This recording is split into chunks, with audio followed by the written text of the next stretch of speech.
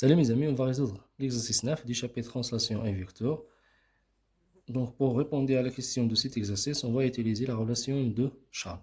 Donc on commence par la première question. Montrer que le vecteur AD plus le vecteur BC égale le vecteur AC plus le vecteur BD.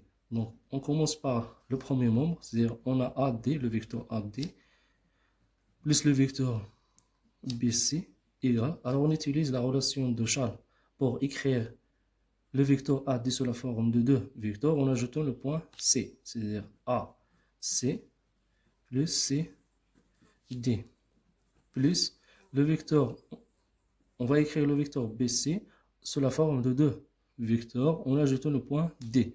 Donc nous avons BD plus DC. Le vecteur BD plus le vecteur DC. Donc nous avons le vecteur AC plus le vecteur BD, alors le vecteur AC et le vecteur BD plus le vecteur CD plus le vecteur DC. On utilise la relation d'Ocha. On trouve le vecteur AC plus le vecteur BD plus le vecteur CC. C'est-à-dire le vecteur AC plus le vecteur BD plus, donc le vecteur CC est un vecteur nul. D'où on trouve le vecteur AC plus le vecteur BD. Ou bien la deuxième méthode, on peut commencer par le deuxième membre en ajoutant le point D et le point C. Pour la deuxième question, alors la même chose, on va utiliser la relation de Charles. Donc on a AC moins BD, le vecteur BD, plus le vecteur BA, plus DA, le vecteur DA, plus le vecteur CD, moins le vecteur DB, plus le vecteur AB, égale. Alors la première étape, c'est de changer le signe négatif par le signe positif en changeant le sens.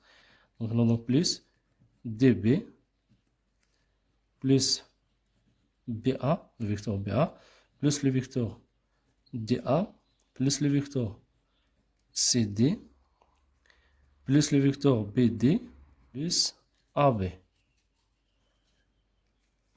En addition, les vecteurs en utilisant la relation de Charles, c'est-à-dire AC plus CD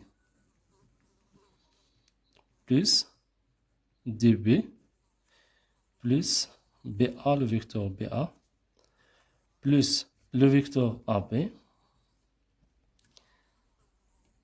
plus le vecteur BD, plus le vecteur DA.